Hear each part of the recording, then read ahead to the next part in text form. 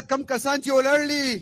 دا د عمران خان کلاړیان یې او جنونان یې غیرتیان یې مهرباني وکړئ بهر راوځئ هلته کښېنئ موږ خو د پښتانه خو داسې کښېنه کوي د باران نه یېرېږئ سوال مهرباني بهر ته راوځئ بهر ته راوځئ راوځئ دلته موږ به جهاد کوو موږ به د ظلم خلاف جهاد کوو دا باران نه که دا ګلۍ ورېږي ګلۍ که د کاڼو باران ورېږي انشاءالله موږ به ورته ولاړ یو د باران نه مه یېرېږئ راوځئ تاسو ته یاد شي په 2011 کې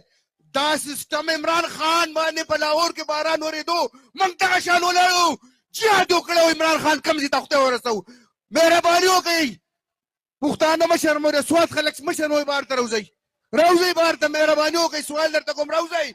راوځئ که جنون د پکې راوځئ بهر ته یوه دوه درې مطالبې کوم اولنۍ مطالبه زما دا ده چې موږ ته خلک کوټ را کړی صرف د دې لپاره چې عمران خان دا جعلي پیار کړي شي زه د خپل مشرانو نه ته ریکویسټ کوم موږ خپله زندګي موږ له نه پکار موږ له د عمران خان ژوند پکار دی موږ د عمران خان جنونان یو موږ د هغه موریتانو زموږ پیر دی پیرو موږ خپله زندګي هغه ته به خلک له ځکه چې په دې ملک مین دی په دې خاوره مین ده په غریبانانو مین دی د هغې وجې دا ټول غریب خلک دا سره مینه کوي سیکنډ زموږ مراد سعید زموږ د امن سفیر چې هر ټایم یې د سوات دپاره د امن اواز اوچت کړی د غریب اواز اوچت کړی د غریب چای والده چې زه شهیدانو نه مخکې چې کله موږ شهیدان اوچتو د هغې نه ښه خبره ده چې موږ خپل اواز اوچت کړو د هغه ته دې تحفظ میلاو شي د هغه راته تاسو ته منظور دی لاس اوچت کړئ منظور دی سیکنډ زمونږ سی ایم صاحب زه تا ته ریکویسټ کوم زمونږ د سوات یو څو میجر څیزونه دي هغې کې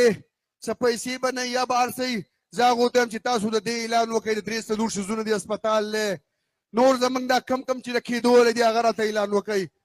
بله زمونږ د منګور ښار خلک دلته ولاړلی سی ایم صاحب د هغو دپاره قبرستان نشته موږ نور څه نه غواړو منګورې له خو قبرستان شته څوک قبرستان غواړي منګورو لاس اوچت کوئ قبرستان ځمکې غواړئ او سی ایم صاحب ما تاسو ریکویسټ دی دلته قبرستان نشته موږ له سپیشل فنډ راکړه چې په ښار کې دلته موږ قبرستان والو ټیک ده نور څه شته زه سی ایم صاحب راځي تاسو ته په تفصیل خبرې کوي خو زه یوه خبره کومه که کله هم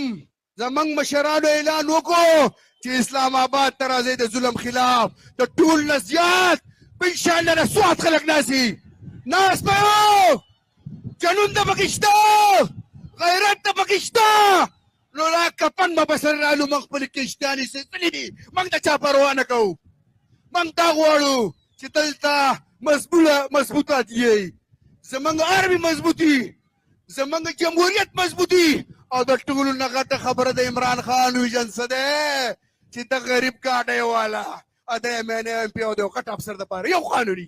موږ دوه قانونونه نه منو په ملک کې منئ دوه قانونه منئ د یو قانون دپاره به انشاءالله تعالی موږ کفن به سرته لرئ زه شکریا ادا کوم ستاسو د ټولو بله د ټول نه غټه خبره ده سی ایم صاحب چې په ملکن ریجن د ټیکس خبره ده